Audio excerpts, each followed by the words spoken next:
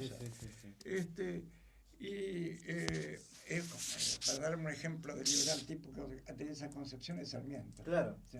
claro. Bueno, y este, em, y eh, bueno, esa fue una de las líneas que te puedo decir. ¿Ves? Me- mi, mi padre me hablaba de historia y yo lo que sentía era el mundo, porque ese mundo cultural en que yo me crié, este, eh, hablaba, yo nací en el 33, Mm, en la fecha que subió Hitler al poder, este, hablaban continuamente de la Guerra Civil Española, de la Segunda mm, Guerra Mundial, de todo. Y yo sentía que el mundo temblaba, ¿no? Así, por eso siempre he hablado después de caos y demás. claro, Bueno, y claro. entonces la, la- la- lo de caos eh, y lo de la historia argentina y demás, bueno, se me juntó en una interpretación que no tiene nada que ver con el lineamiento, porque algunos quisieron entender que yo hacía una reivindicación como rosista o Ah, cosas, nada que ver, porque la teta que yo había mamado no, claro, políticamente era lo contrario. totalmente. Pero a Entonces, veces los hijos se rebelan, ¿viste? este, pero lo que yo quería dar era Mm, un clima de,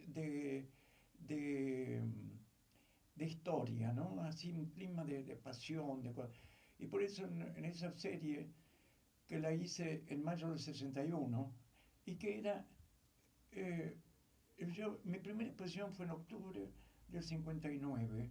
Era un año y medio después de mi primera exposición y ya era mi cuarta exposición. Y no era una cosa que... y a su vez yo trabajaba en esa época como periodista. claro. Así que era... eh, De un trabajo febril de esos años, sí, sí, ¿no? sí, sí. Ahora, lo que te quería preguntar, ¿se podía leer desde el presente la serie federal, digo, con este tema del caos y la eterna, digamos, ya que está de moda la palabra, grieta en la historia argentina, ¿se podía leer como un comentario tuyo sobre el posperonismo, sobre los años del posperonismo? Bueno, esto es distinto, ¿no? Ok. Porque una cosa es la serie federal, una cosa es la lucha entre unitarios y federales, y otra cosa es todo lo que vino después en la historia. Es otra cosa. Mm. Perfecto. Este, el concepto de caos, por otra parte, en mí, desde esa época hasta ahora, ha ido evolucionando. Claro. Sí. Este, eh, eh, yo creo, por ejemplo, esa exposición tuvo un gran éxito, la vendí toda en el Mm, periodo. Y yo, eh, y yo me decía, pero ¿cómo? Yo quiero romper, claro. yo quiero ser... Y Y esto se vende compran. como chocolate. Claro. Entonces, no, no puede ser. Entonces digo, no. Entonces ahí empecé a tomar conciencia de la ruptura de la unidad del cuadro, de la visión quebrada y una Mm, cantidad de cosas que después fui exagerando cada vez más, cada vez más, claro. hasta que hice instalaciones tan complicadas que en un momento fue un límite en mi pintura. Y durante 9 años dejé de pintar después, en el año 66. Este, Así que ese primer periodo mío es de 6 años, 7 años si queréis. Claro. Pero, o 6 años mejor, porque... y bueno, pero entonces ahora, todo lo que viene después, yo qué sé, ya es otra cosa. ¿Y ese, No, cómo? pero yo Sí. tuve en el periodo, eh, en el año 63, 64, cuando ya hacía rupturas y demás, tuve varios cuadros de mi memoria de la sorpresa con el peronismo. Mm,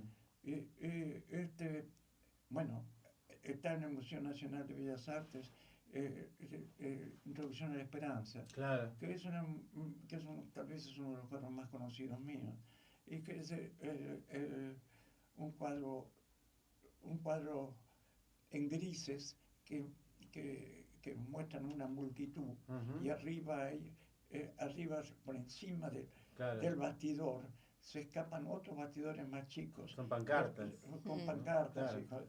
Bueno, y lo que pasó, yo también tengo en esa época, estoy hablando del año 63, Sí. Se me estaba reviviendo las cosas que me habían impresionado durante el peronismo. Mm, Por ejemplo, yo fui testigo del incendio del Jockey Club. claro. Estaba en la esquina de Viamonte y Santa Fe, no, Florida, Y Florida, Viamonte y Florida, y yo veía cuando un tipo agarraba un cuadro de Goya, yo ¿Lo viste? yo una vez había estado en el Jockey Club para ver esos cuadros, y yo lo reconocía el cuadro, y ahí va otro. Uf. Y, y, y cosa curiosa, en medio de la confusión de todo eso, yo viví como que era el cuadro que está en el Museo de Bellas Artes, o paralelo, un parecido, cosas así, un incendio. Porque en el Museo de Bellas Artes hay un cuadro de Goya que es un incendio. Y Sí. yo lo viví como un incendio también, y me parecía bárbaro. Un cuadro representando un incendio, que se estuviese incendiando. Era como una Pero después performance. vi Sí. la lista de los cuadros desaparecidos, no era un incendio. Ah. Mm. Bueno,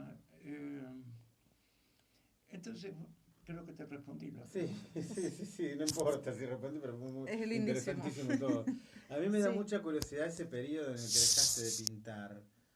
Quiero saber si fue porque llegaste a un límite expresivo tuyo o porque la situación también sociopolítica te hizo pensar que tenías que pasar a otro tipo de acción y que la pintura ya no servía para... Las dos razones. Okay. Vos dijiste las dos y son igualmente ciertas. La primera es que mis instalaciones, que eran para agarrar el caos, pero me empezó a sentir, bueno, primero esas obras eran imposibles transportar, vender, guardar, era hacer para deshacer, en cierto modo, así lo viví Sí. yo, sobre todo porque ¿La de los espejos? estoy hablando de las instalaciones, Okay. de las instalaciones que hice entre el 64 y 65. Okay.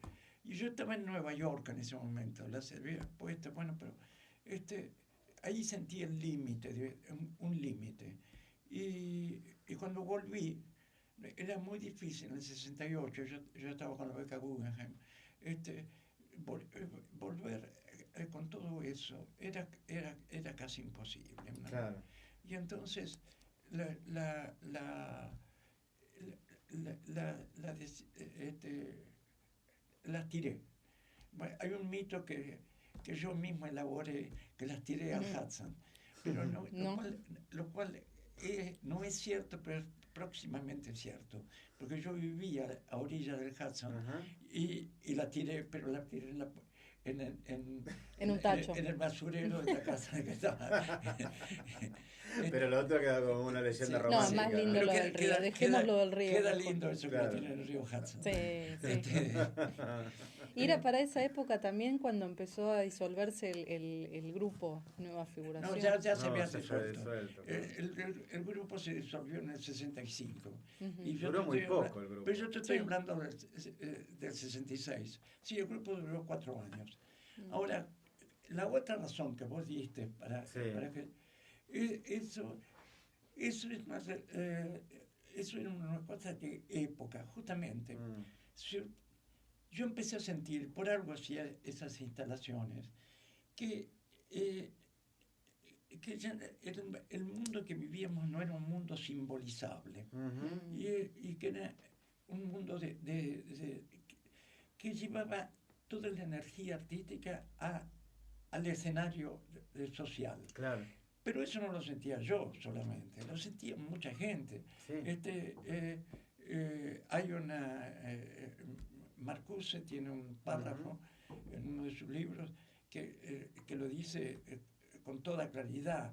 Eso, y era la época en que, por ejemplo, había grafitis que decía el arte es mierda, Claro. y otro, un líder hippie, que eran los hippies Sí, sí, por sentido radicalizados. político, Sí. Abbie Hoffman. Abbie Hoffman, claro. Sí, Abbie Hoffman decía, yo estoy vinculado a la rebelión como una obra de arte.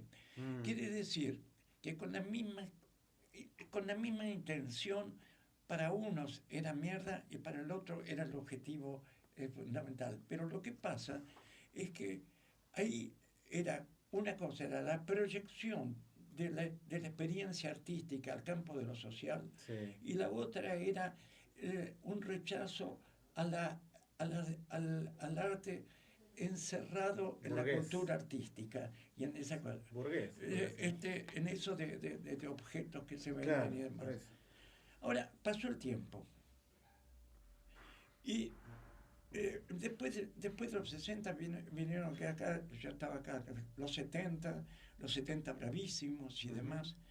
Y en ese momento, casi todos los artistas que yo cuando volví, que conocía, que no estaban haciendo obras, Pablo Suárez, Sí, Renzi, sí. León Ferrari, Margarita Paxson, en un momento todos empezaron a volver a hacer obras. Claro. ¿Y por qué? Porque la cultura artística también tiene otra característica. Mientras no se te proyecta esa experiencia que creían un poco candorosamente, porque toda la época esa era candorosa, Sí, de sí, los te 60 y llevó demás. puesto. La Claro. cultura artística es un refugio. Claro. Entonces, un refugio justamente por eso. Entonces, Perfecto. bueno. ¿Seguimos con Yoko Ono? Sí, sí, podemos seguir con la música. Estamos con Yuyo Noé aquí en Radio Cultura.